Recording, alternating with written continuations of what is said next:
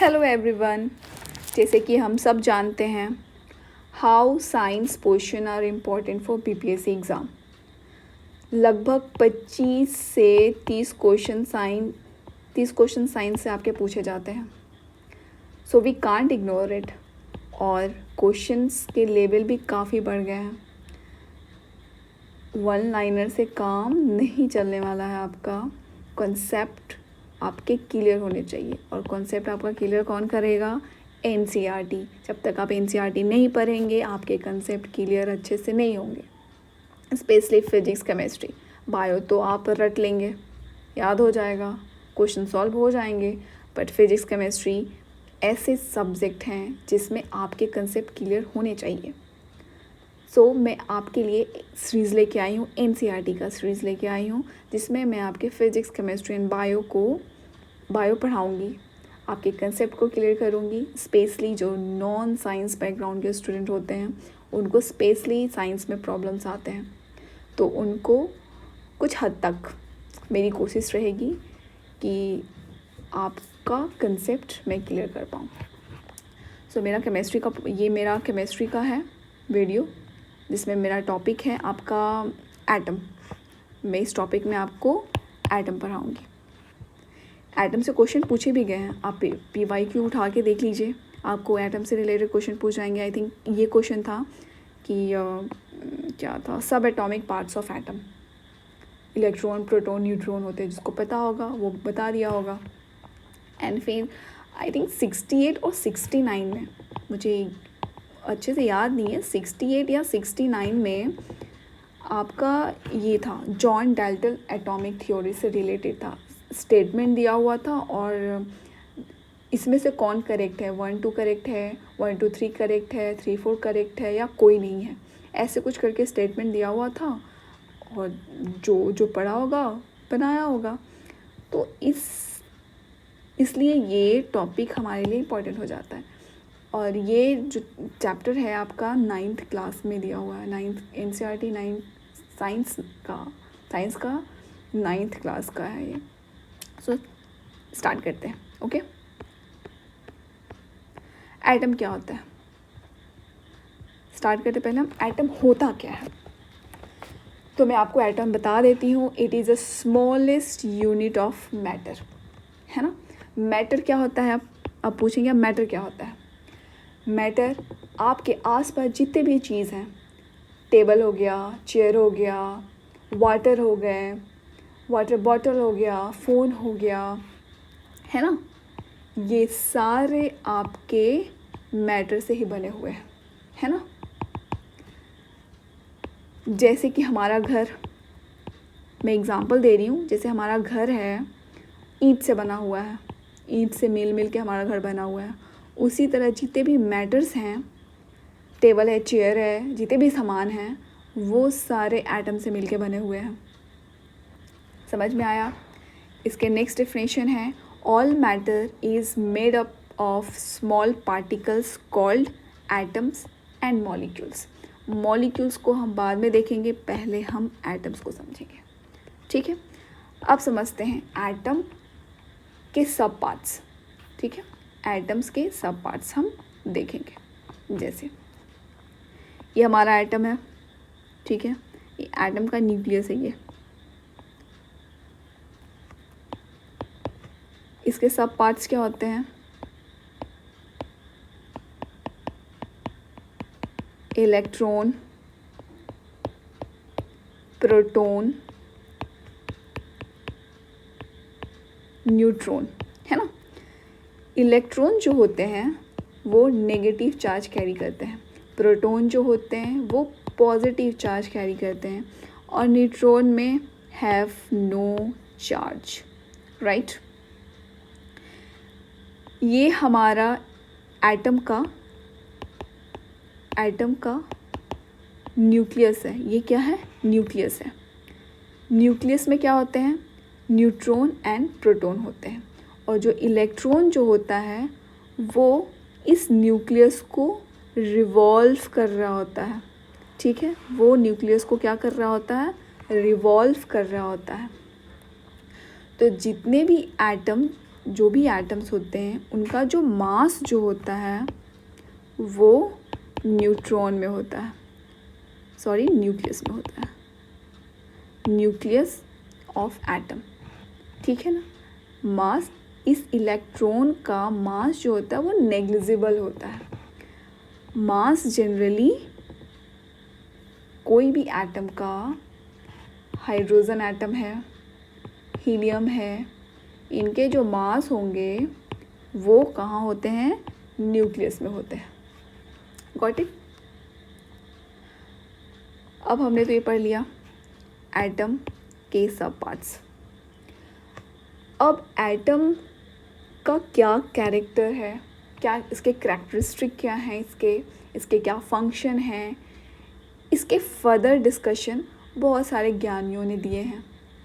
कुछ उनमें से जैसे कि एक हैं जॉन डाल्टन, इन्होंने अपनी थ्योरी दी जिसको हम बोलते हैं जॉन डाल्टन्स एटॉमिक थ्योरी, जो कि आपको NCERT की इस बुक में मिल जाएगी, डाल्टन्स एटॉमिक थ्योरी। और मैं जैसे कि मैंने बताया आपको पहले कि 68 और 68 या 69 में, मुझे एग्जैक्ट याद नहीं है, ये क्वेश्चन पूछे गए थे। तो उन्होंने क्या थ्योरी दी थी, चलिए पढ़ते हैं। उन्होंने बताया था कि all the matter is made up of small particles, है ना। जितने भी मैटर हैं वो क्या से बने हुए हैं, टीनी पार्टिकल, जिसको हम एटम कहते हैं, ठीक है।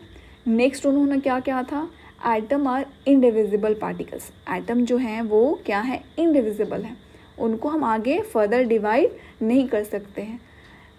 विच कैन नॉट बी क्रिएटेड और not destroy in the chemical reaction, ठीक है। उन्होंने जो ये पॉइंट बोला था, जो कि इनडिविजिबल जो एटम है वो इनडिविजिबल है, तो वो इनका ये ड्रॉबैक था, है ना। ऐसा तो नहीं है, डिविजिबल तो है, जैसे इलेक्ट्रॉन हो गया, प्रोटॉन हो गया, न्यूट्रॉन हो गया, ये क्या है, एटम के सब पार्ट्स है ना, डिविजिबल तो हुआ। तो उनका ये ड्रॉबैक था। ये भी आपसे पूछ सकता है कि डाल्टन्स के क्या ड्रॉबैक्स थे, है ना। और उन्होंने क्या बोला, जो एटम्स जो है ना कैन नॉट बी क्रिएटेड और डिस्ट्रॉय, नहीं इसको क्रिएट कर सकते हो ना इसको डिस्ट्रॉय कर सकते हो। जब केमिकल रिएक्शन होता है, जैसे H2O बनाया आपने और ऑक्सीजन, H हाइड्रोजन और ऑक्सीजन का जब रिएक्शन होगा क्या बनेगा, H2O बनेगा, है ना। जैसे कि इसका जितना वेट यहाँ पर है, मान लीजिए H2O का 2 ग्राम प्लस O का कितना होता है 16 ग्राम, ऑक्सीजन का 16 ही होता है, हाँ। टोटल कितना हो जाएगा यहाँ पर 18 ग्राम, है ना। जब मीन्स का कह रहा है कि जब रिएक्शन होगा, केमिकल रिएक्शन होंगे, जितना उसका पहले अमाउंट था, रिएक्शन करने के बाद भी उसका अमाउंट 18 ग्राम था, 2 ग्राम और 16 ग्राम, वो क्या हो जाएंगे 18 ग्राम ही होंगे, न ज़्यादा होगा ना कम होगा, जितना था वो उतना ही रहेगा। तो ये भी सही था उनका, है ना। देख लीजिए आप, जैसे हाइड्रोजन हो गया, ऑक्सीजन हो गया, रिएक्ट करवाइएगा तो H2O ही बनेगा, है ना। ये वाटर का मॉलिक्यूल्स है। नेक्स्ट उन्होंने क्या कहा था, atom of a given elements are identical in mass and chemical properties, है ना। ऑफ कोर्स उनके अपने जितने भी एलिमेंट्स हैं, हाइड्रोजन हो गया, हीलियम हो गया, लिथियम हो गया, बेरेनियम हो गया, ब्रोन हो गया, कार्बन हो गया, है ना। ये सारे जो एलिमेंट्स हैं इनकी अपनी आइडेंटिकल मास है ना, सबके अपने अपने मास है। हाइड्रोजन का कितना है, आई थिंक 2 है, हीलियम का 4 है ना। अपने अपने सबके मास हैं और उनकी अपनी अपनी केमिकल प्रॉपर्टीज़ हैं। हाइड्रोजन का अपना केमिकल प्रॉपर्टीज़ है, हीलियम का अपना केमिकल प्रॉपर्टीज़ है, लिथियम का अपना केमिकल प्रॉपर्टीज़ है, ठीक है। नेक्स्ट उन्होंने दिया था atoms of different element have a different mass and chemical properties. जितने भी डिफरेंट एलिमेंट हैं, hydrogen, helium, lithium, beryllium, boron के जितने भी है ना 118, सबके डिफरेंट मास है, सबके डिफरेंट केमिकल प्रॉपर्टीज़ हैं। लेकिन ये भी उनका क्या था, ड्रॉबैक था। कैसे? जैसे कि अब मान लीजिए आइसोटॉप्स, सेम एलिमेंट्स हैं। आइसोटॉप्स में क्या होता है, same elements have a slightly different mass, है ना। आइसोटॉप में क्या होता है, ऐसे एलिमेंट्स जिनके केमिकल प्रॉपर्टीज़ तो सेम होती है बट उनके मास क्या होते हैं, डिफरेंट होते हैं। हाइड्रोजन का देख ली, हाइड्रोजन के ये जितने भी प्रोटियम, ड्यूटेरियम, ट्रिटियम, ये आइसोटॉप्स ऑफ हाइड्रोजन हैं, ठीक है। केमिकल प्रॉपर्टी तो हाइड्रोजन है लेकिन मास में क्या है, इनके डिफरेंसेस हैं। यूरेनियम हो गया, यूरेनियम 235, यूरेनियम 238, इनकी केमिकल प्रॉपर्टी तो सेम है बट मास में डिफरेंसेस हैं, है ना। तो ये भी उनका क्या था, ड्रॉबैक था। और क्या उन्होंने बोला, केमिकल प्रॉपर्टीज़ भी सेम होंगे, सॉरी केमिकल प्रॉपर्टीज़ भी क्या होंगे, डिफरेंट होंगे। तो नहीं, ये भी उनका ड्रॉबैक था। केमिकल प्रॉपर्टीज़ भी, एक तो मास में उन्होंने बोला कि सबके मास अलग होंगे, तो नहीं, कुछ ऐसे एलिमेंट्स हैं जिनके मास डिफरेंट है बट केमिकल प्रॉपर्टी सेम है, और कुछ ऐसे हैं जिनके मास तो सेम है बट केमिकल प्रॉपर्टीज़ डिफरेंट है। जैसे आइसोबार, आइसोबार क्या होता है, isobar atom of different elements can have a same mass, है ना। एलिमेंट्स तो डिफरेंट हैं, पोटेशियम हो गया, आर्गन हो गया, कैल्शियम हो गया, इनके मासेस सेम हैं बट इनकी केमिकल प्रॉपर्टीज़ क्या हैं, डिफरेंट है ना। पोटेशियम का अपना केमिकल प्रॉपर्टीज़ है, आर्गन का अपना केमिकल प्रॉपर्टीज़ है, कैल्शियम का अपना डिफरेंट प्रॉपर्टीज़ है। तो ये भी उनका ड्रॉबैक था, है ना। ये भी उनका क्या था, ड्रॉबैक था।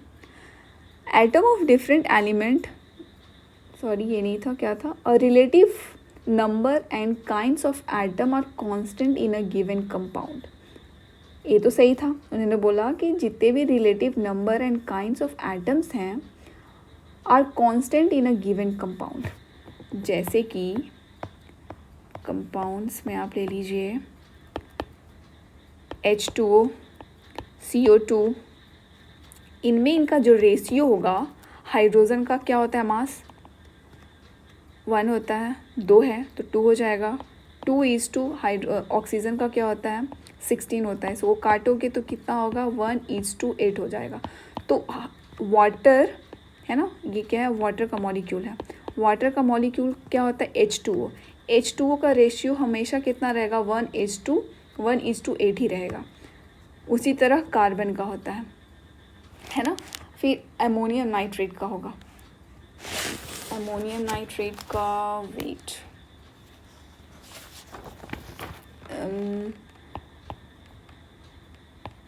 NH3 है ना। जैसे N का क्या कितना हो जाएगा आपका, नाइट्रोजन का 28 ग्राम एंड हाइड्रोजन का 3, हाइड्रोजन का 6 होता है, सॉरी 6 होता है आई थिंक।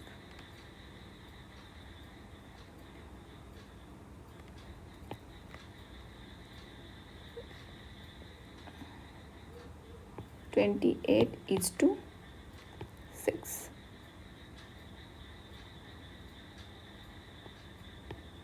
वो काटे तो कितना हो जाएगा, 1 4 2 4 14:8 है ना। तो जगह एमोनियम नाइट्रेट, ये क्या है हमारा, एमोनियम नाइट्रेट का प्रोपोर्शन 40:8 रहेगा।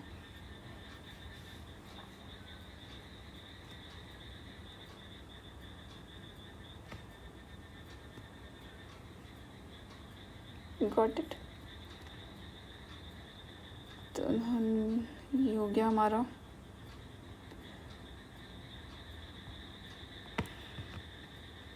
सो कांस्टेंट प्रपोर्शन होंगे।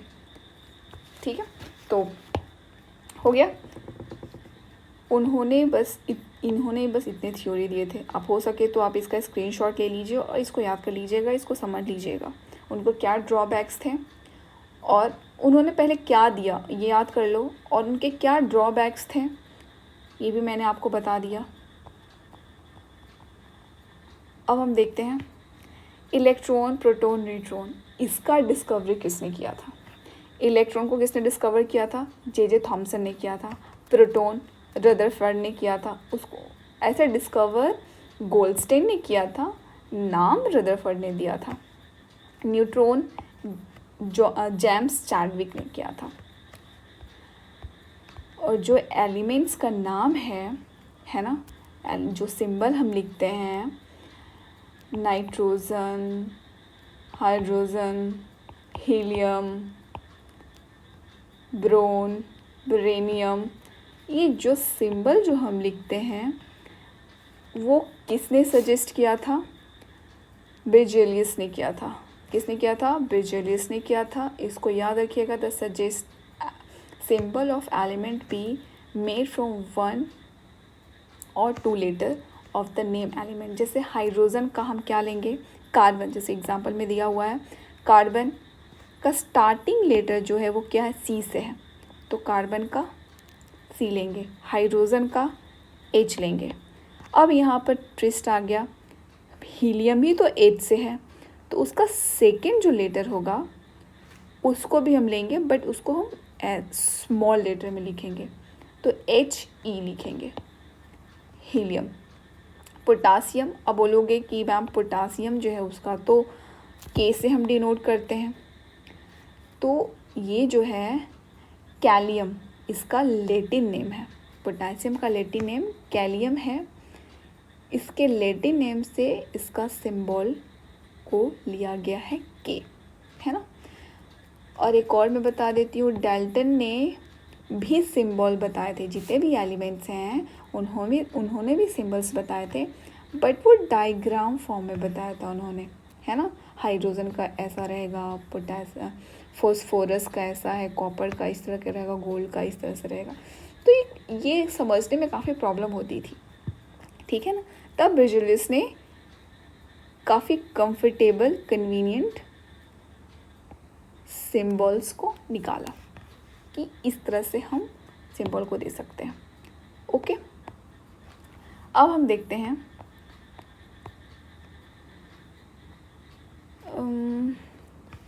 How do atom exist. अब एटम कैसे एग्जिस्ट करता है, हमने तो पढ़ लिया, एटम ये है, एटम वो है, एटम को इसने डिस्कवर किया। अब एटम एग्जिस्ट कैसे, किस किस फॉर्म में करता है? एटम एक मॉलिक्यूल फॉर्म में एग्जिस्ट करता है और एक आयन फॉर्म में एग्जिस्ट करता है, ठीक है। मॉलिक्यूल कैसे हो गया? मॉलिक्यूल हो गया जैसे हाइड्रोजन गैस का मॉलिक्यूल H2, मतलब वो सिंगल एलिमेंट्स नहीं रहेगा, जैसे H नहीं, उसके मॉलिक्यूल्स मतलब दो, जितने भी एलिमेंट्स हैं ना फ्रीली एग्जिस्ट नहीं कर सकते हैं। हाइड्रोजन का H2O, O2, CO2, H2O, ये सारे क्या हैं? मॉलिक्यूल्स हैं। आयन क्या होते हैं? आयन्स में चार्ज होते हैं, जितने भी जो भी एलिमेंट्स होंगे जिसमें चार्ज होते हैं, negatively charge ion is called अनायन, positively charge ion called cation, है ना। एक minute,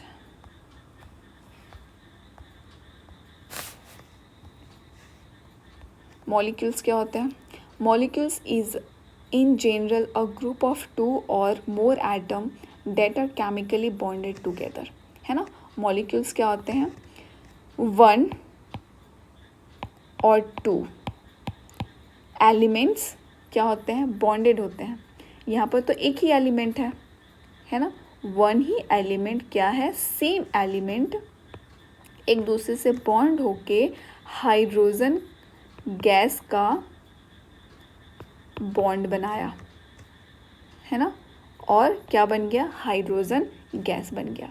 single hydrogen is not possible to be exist, है ना, क्योंकि बहुत रिएक्टिव होता है, अकेला वो एग्जिस्ट नहीं कर सकता है, इसलिए क्या बनाता है, बॉन्ड बनाता है हाइड्रोजन हाइड्रोजन मिल के ही, ठीक है ना, जिसको हम हाइड्रोजन गैस कहते हैं। आप हाइड्रोजन गैस को सिंपल हाइड्रोजन नहीं लिख सकते, H नहीं लिख सकते, उसको हमेशा H2 लिखते हैं, क्योंकि वो H2 के मतलब एक बॉन्ड फॉर्म में रहता है।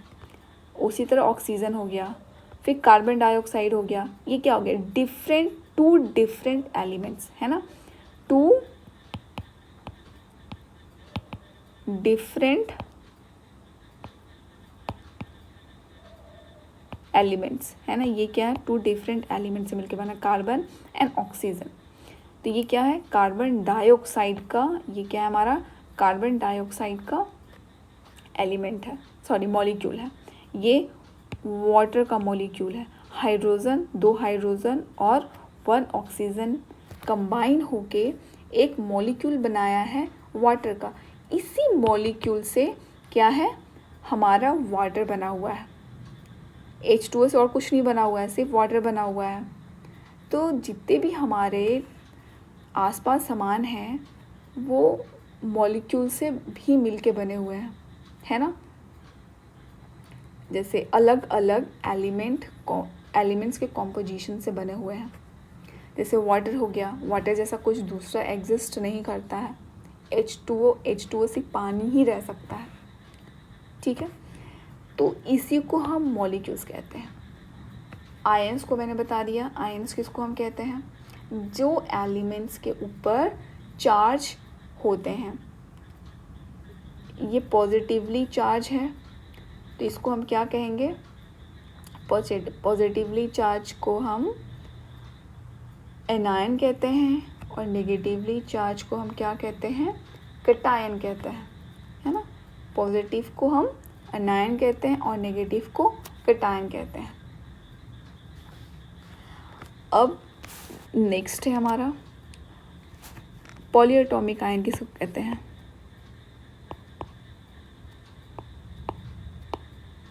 पॉलीएटॉमिक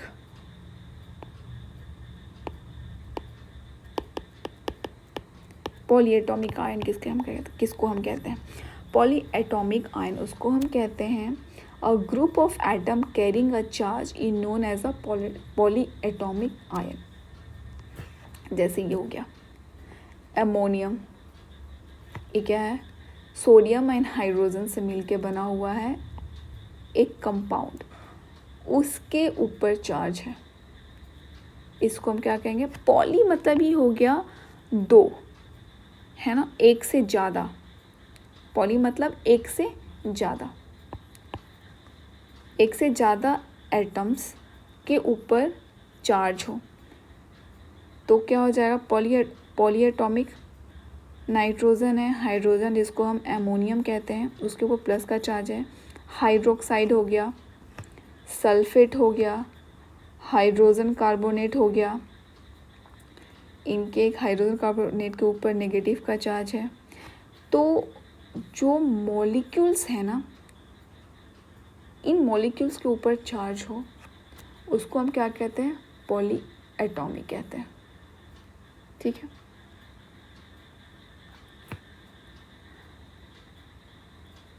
आयोनिक कंपाउंड क्या होता है, combination of metal and non metal, है ना। आयोनिक कंपाउंड किसको हम कहते हैं,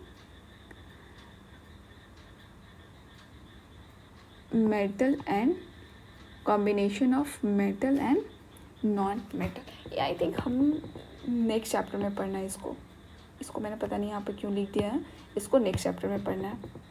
केमिकल फार्मूला क्या होता है, valency symbol of valency, chemical formula बनाने के लिए हमें क्या चाहिए, किसी भी एलिमेंट की वैलेंसी की ज़रूरत पड़ती है और सिंबल ऑफ एलिमेंट्स की ज़रूरत पड़ती है। जैसे ये भी जो टॉपिक है वो हम नेक्स्ट चैप्टर में पढ़ेंगे। या थोड़ा सा मैं आपको बता देती हूँ यहाँ पे, केमिकल फार्मूला आई थिंक लेंदी हो जाएगा, आपको ये नेक्स्ट चैप्टर नहीं आपको समझ में आएगा। पहले हम एटम के बारे में अच्छे से समझ लेते हैं। एटम को हमने देखा, दो फॉर्म में एटम एग्जिस्ट करता है, मॉलिक्यूल्स एंड आयन। मॉलिक्यूल क्या होता है, आयन क्या होता है, हमने देख लिया। आयन्स वैसे एटम जिसके ऊपर चार्ज होते हैं, मॉलिक्यूल ऐसे ग्रुप, ऐसे ग्रुप, मॉलिक्यूल्स वैसे ग्रुप ऑफ 2 और मोर एटम्स जिसके ऊपर, सॉरी नॉट मॉलिक्यूल्स, जो ग्रुप ऑफ 1 और 2 एटम से मिलके बने हुए होते हैं उसको हम मॉलिक्यूल्स कहते हैं। केमिकल फार्मूला नेक्स्ट चैप्टर में पढ़ेंगे। मोल कंसेप्ट क्या होता है।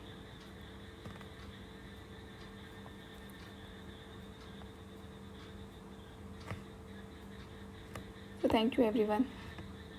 That's for today.